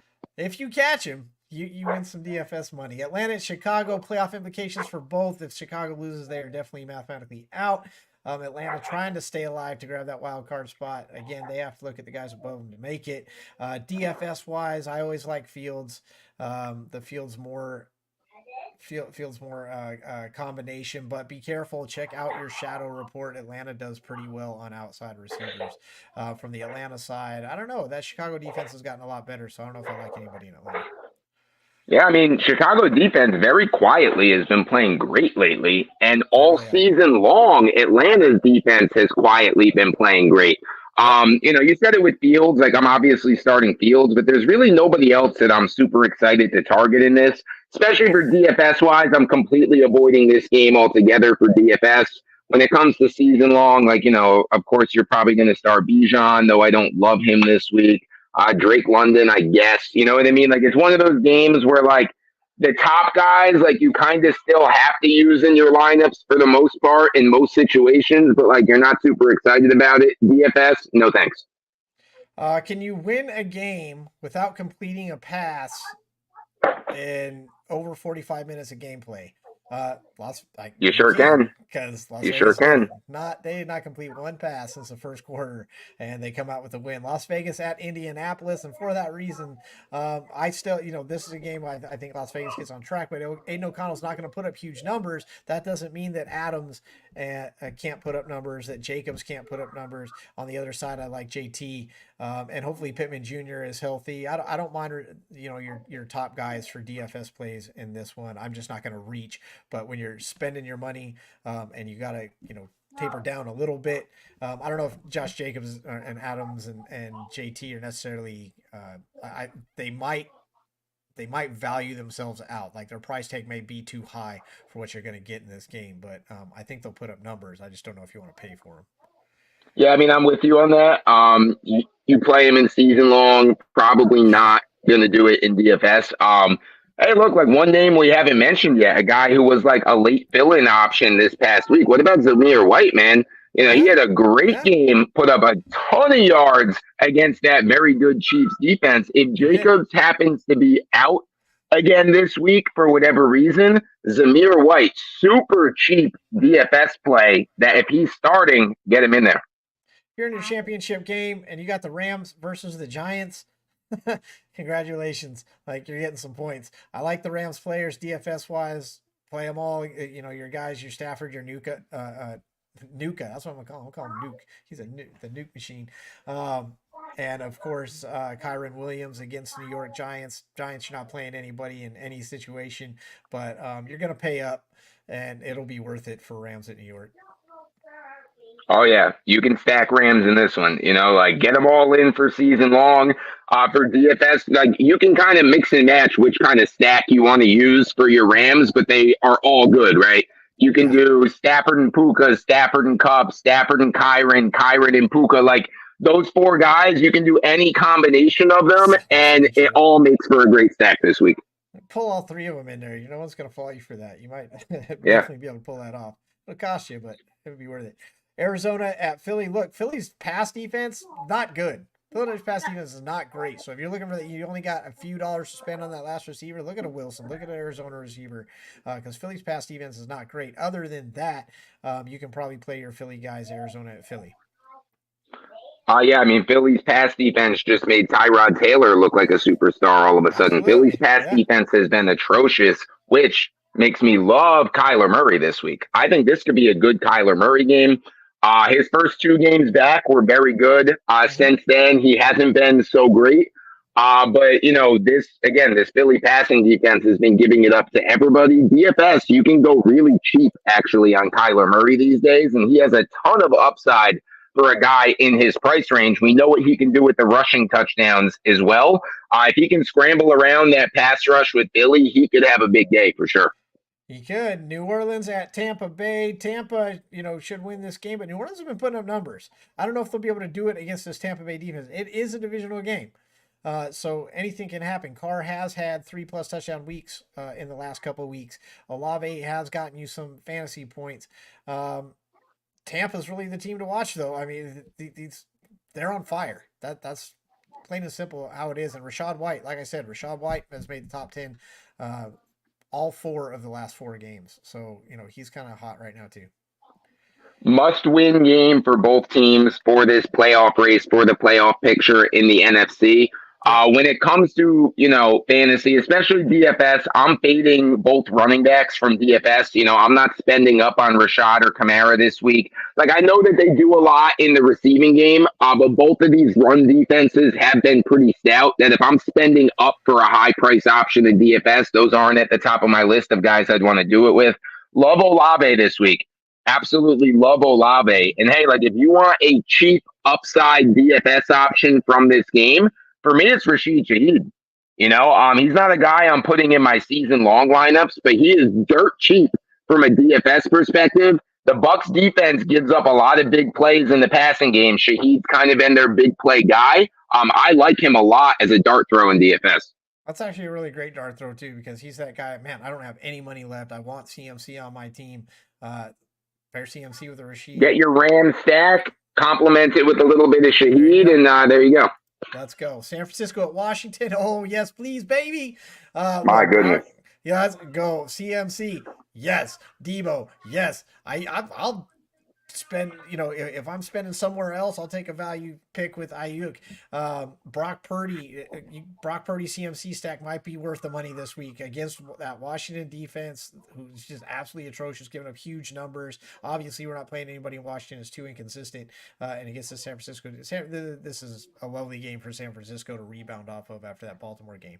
And they have nothing to apologize for. Baltimore's just a lot better team than people gave them credit for. San Francisco's still one of the best teams in the NFL. Yeah, for people playing in their fantasy championships this week, if you got Niners on your team, oh my goodness, like it couldn't be any better than this situation right here. Washington's defense is awful against everything. They're bottom five against like every statistical category, passing, rushing, points, touchdowns. They get no pressure on the quarterback. They force no turnovers. That defense is a disaster. So this is that get right game that the Niners need after that ugly loss against the Ravens. My goodness, you are so excited for season long if you're in the championship this week and you have any of those guys, Kittle, Ayuk, Debo, McCaffrey, any of them. They're all, top 5 options this week at their respective positions for sure. And just like we said about the Rams, like you can kind of make any stack you want and it's good for DFS this week. Same thing with the Niners. Use any of these Niners in DFS this week. They should all be able to eat. 100%. Carolina at Jacksonville. Jacksonville better step up. Carolina's pass defense is not an easy win at all. They are top 10 in fantasy points given up to wide receivers as far as low end. They don't give them up. And Jacksonville, Lawrence, they got to win. We'll see what happens. They'll be in Jacksonville. Yeah, I don't like this game for fantasy at all. You kind of said it, with the receiving thing. Makes you cautious with a guy like Ridley. This is the kind of game that, like, I should love ETN, right? Because Carolina's rushing defense has been awful, right? But ETN just hasn't done it lately, He's been so off fantasy-wise. He looked like he was going to be the RB2 behind Christian McCaffrey for a while. Remember when he was just rattling off top 5s every week, and we kept talking about ETN and what a strong year he was having, and he got a lot of hate before the season from the fantasy community. Everybody was predicting he'd drop off, and he had this awesome first half of the season, but it's been nothing like that down this stretch. And again, like I should love him in this matchup. Maybe the Jags go back to him because they're desperate for a win right now too. I think they've lost 4 in a row, right? The Jags. And if they lose this game, they are in serious, serious danger of missing the playoffs. They need a win here. Maybe they get back to their bread and butter with Trevor Lawrence banged up, with the receivers dealing with some injuries as well. Maybe this will be that big feed ETN that they need to get back to. Yeah, chapter 2, weeks 5 through 8, he was 4 for 4 in the top 5 for running back, not top 10, top 5. Yeah. I think he could be a good value. You need that flex play. You need that value RB pick. If you're looking for ceiling, ETN, because Carolina does have the worst run defense in the NFL, and they let Aaron Jones go for 127. Miami at Baltimore, that'll be the morning game of the week. You want to automatically say, temper your expectations for Miami, guys. You want to say, look what Baltimore did in San Francisco. Be careful with your Miami plays this week. I'm telling you, don't do that. Miami has proven time and time again that they're going to eat. Baltimore is fantastic. CMC still went over 100 yards. Debo still had a decent game. Baltimore may win this game. Miami had great numbers battling against Dallas. I think Miami will still have great numbers battling against Baltimore. Don't shy away from your Miami Baltimore plays. That's my advice. And Adam's smarter than I am. That's why he's an NFL writer and I'm not. What do you think about this one, Adam? I mean, yeah, like I agree with you for season long wise. Like don't get crazy and all of a sudden fade your Dolphins in your fantasy championship just because they're playing against the Ravens defense. Like I think you still can start them with confidence. I do think that this game is going to be on the lower scoring side. It's a super important game for both teams, right? If Yeah. Baltimore wins this game, they clinch the 1 seed. It's over. That race is Right. done. They're the 1 seed. So Miami's still trying to get that. And Miami's still trying Miami's to in hang danger. on to their division. If they beat Yeah. Baltimore here, they clinch their division. If they lose to Baltimore, I referenced it earlier, all of a sudden week 18 against the Bills is for the division title. It's for a home game in the first round of the playoffs. It Yeah, is they're a going to be there. massive, massive difference to be a division winner versus a wild card. So very important for both teams. Now, from DFS, this isn't a game I'm targeting for DFS. That's how I'll spin it with that. Like, I'm not afraid to start my guys season long. This isn't, like, I'm not spending up for Tyreek or Mostert or anybody like that for DFS. With the Rams, with the Niners, with some of the better options out there, I'd rather spend up on players like that than the Dolphins this week. I hear you. The price tag does take it away. I think he'll still gonna have a game. Tennessee at Houston. Houston needs Stroud back. I would say he is looking good to come back though. And if that happens, Nico Collins could be a nice play for you. The running back room in Houston is you don't know who's going to step up. It has been Singletary lately, but I don't know. Tennessee's rush defense has been good, not necessarily so good of late. I don't like anybody from TSC. Tennessee is just too inconsistent. Even Derrick Henry, the main reason he made the list is because he threw one this week. I don't know if I really like anybody DFS wise, but depending on your budget, you could look at a Nico Collins in this one, I guess. Yeah, I mean, you hit it on the head. I mean, in season long, it's really hard to bench Henry or Hopkins. Those have kind of been the two Titans that are like in your lineups pretty much every week for season long. And then there's nobody else you can even consider on that team, for season long stuff. And then, yeah, I mean, the Texans, they just need CJ Stroud back. I agree with you. I want nothing to do with the running backs in Houston this week. Nico Collins, sure. Tennessee's passing defense, not great, but I'm only excited about Nico if Stroud's playing, right? Like I know he can Yeah. still produce without Stroud, but Collins becomes a much better play, obviously, with CJ Stroud in the lineup. Last four, no Monday night game this week. Pittsburgh at Seattle. Both teams in must-win situations. Pittsburgh trying to protect that record, that 500 record, and uh, if they lose this game, they're essentially out of playoff contention. Not that they would probably go very far, but that's why you play the game. Seattle, absolutely. This could be the difference between a season where they make the playoffs at least and see what they can do, or maybe they don't. Seattle, at least they're playing at home. DFS wise, I don't want to risk it. I just don't want to risk it. I'm not playing anything here. I don't like it because I don't want to risk it. Even budget wise, I can find better ceiling plays, like we talked about earlier. Yeah, I mean, the only guy I'd consider for DFS here is maybe DK Metcalf. Like the Steelers do give up some big plays sometimes, and DK's been really the only consistent wide receiver from either team, right? Like he's been the only like reliable one. I'd stay away from all the running back situations. I'm kind of with you, like this one. And when you see Seahawks Steelers this late in the season, at least to me, it screams ugly, Yeah, defensive, low scoring, bitter game. grinded out Yeah, type of game in a Carroll Tomlin this late in the season. Yeah, no thanks for DFS. go Steelers. Chargers at Denver. I actually think you could get again some decent value plays here. Watch for the health of like Keenan Allen, etc. It's going to be ugly, and for DFS wise, when you're talking fantasy numbers, especially in DF, ugly is not necessarily bad. In the fact that neither of these teams' defenses really step up. Certain Allen will be able to catch balls against Certain. There's very few receivers that can, but Allen is one of them. Denver Sutton. against this Chargers defense. Sutton could get you points. I think he probably is still costs a little bit much. You can find better values, but I'm not excited DFS wise here. It's just I understand if you go here to find Yeah, I something. mean, with Sutton, the thing to keep an eye on is if he's going to play, right? Like he was getting Yeah, no, evaluated, I 100%. believe, for a concussion. He had the head injury, so that could be a loss for some people in their fantasy championships. Now, let me just say, side note with Cortland Sutton, if he is ruled out this week, if he can't play this week, a great DFS dart throw who literally will cost you nothing, and we already know he has explosive big play upside. What about Marvin Mims Yeah. as a DFS dart throw if Sutton's out? This guy's explosive as all hell, and like I don't understand why the Broncos haven't used him a I bit don't more this either. year. With Judy being irrelevant basically all season long, their offense desperate for big plays. They have to grind every single possession. They get no big plays at all.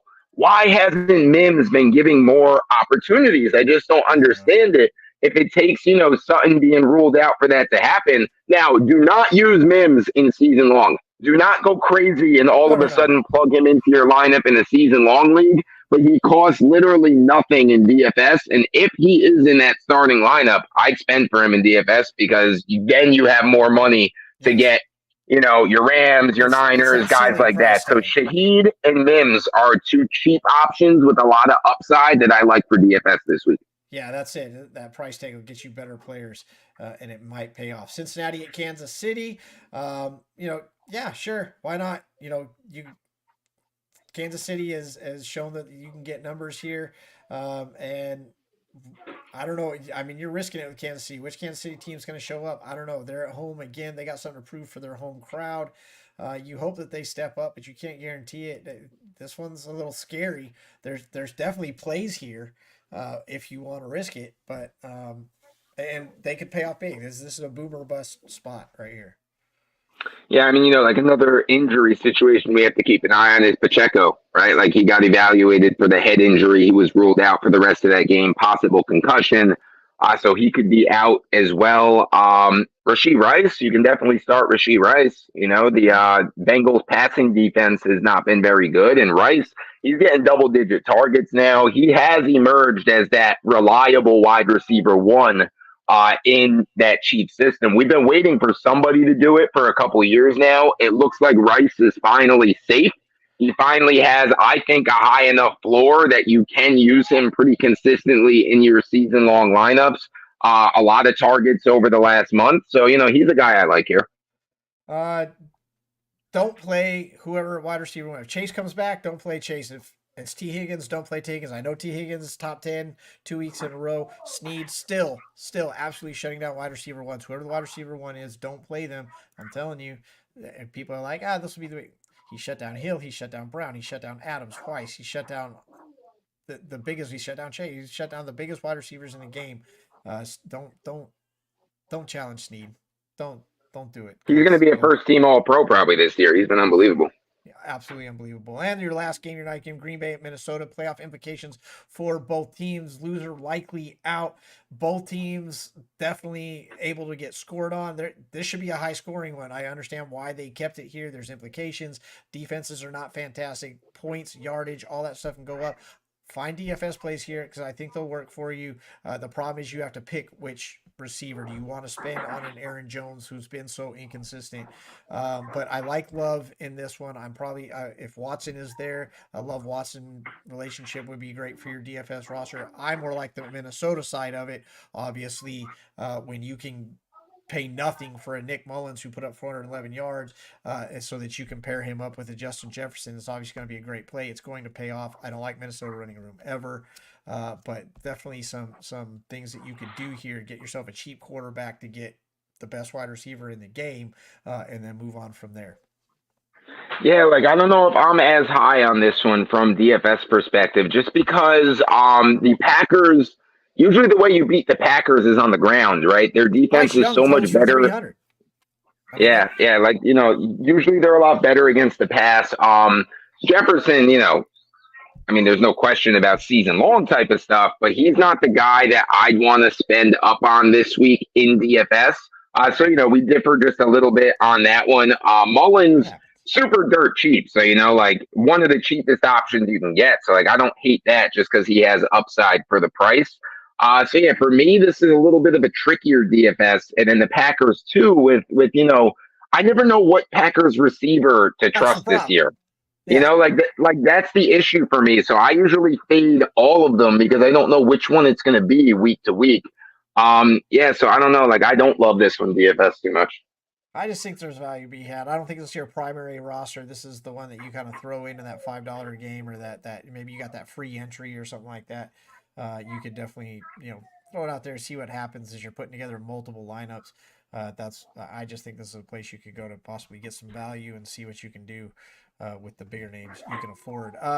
As always, we are over, but we appreciate you guys sticking around with us. Again, comments, hit us up. Anytime you want on the X or Instagram. You see I am at that effing show on both places. You can hit Adam up at Adam Hulse Sports. He is an NFL writer at Sports Kita. That's Kita with a K. Just put in sportskita.com, put Adam Hulse, get all his daily NFL content. I mean, he just cranks it out. I don't know where he has time. You hear the kids in the background, and somehow he still manages to crank out like double-digit articles every week. It's ridiculous. And kids wicked smart. We leave you with this, and feel free to chime in if you're viewing at home. On the way out the door, who's your MVP pick this week? Season MVP. Yep. I think it's Lamar Jackson. I think he just kind of put a stranglehold on it. I always talk about you need a signature performance when you're going to win the MVP. Last night was his signature performance, head to head with the best team in the NFL, who everybody was considering unbeatable at this point. He balled out while the guy who was the favorite threw 4 interceptions. I think Lamar Jackson just propelled himself right to the top of the list. Big players got to show up in big games, and Purdy hurt himself, but Baltimore did it for him with those 4 interceptions. He kind of put himself in that Dak Prescott room with that. Guys that deserve it, guys that should be more in the conversation, that shouldn't be pigeonholed because of individual performances. But when you're playing against another guy who's in the conversation, he does that to you. You definitely got to be in the back seat for it. I still think Allen is a nice guy for it, but I agree with you. After what we saw last night, Lamar has to be in the lead, and we'll see how these last 2 games come out. Thanks for If joining us. Allen can ball out these last 2 weeks, he has to win out, though. He has to beat the 100%. Patriots, and he has to beat the Dolphins, and he has to look good doing it. If he can do that, ball out for 2 weeks and 2 wins, steal the division from the Dolphins even, you know what I mean? And all of a sudden the Bills could be like the 2 seed in the AFC, then Allen's name for sure is going to be in that mix. And right now he's at the top in the major category, so that's why I still like Allen. It's that effing morning after show. We're here every Tuesday, even the day after Christmas. We are here with you. We will be here next week, and playoff picture is going to get a lot clearer after next week. We'll still have a couple games that won't. We're going to throw out all the best stats like we do every single week. You'll get them all right here. You get the best NFL information with Adam Hulse at over on Sports Kita with a K. Put in Adam Hulse. You can reach him at Adam Hulse Sports. Thanks for joining us. Thanks for sticking around. We will see you guys next week. Best of luck in your fantasy championships if you made it. I hope you win that money. Come back and tell us about it next week. We'll be here at that effing sports show. Everybody be safe. And I guess it's still not Happy New Year, but Happy New Year's Eve next week. We'll see you guys then. Take care.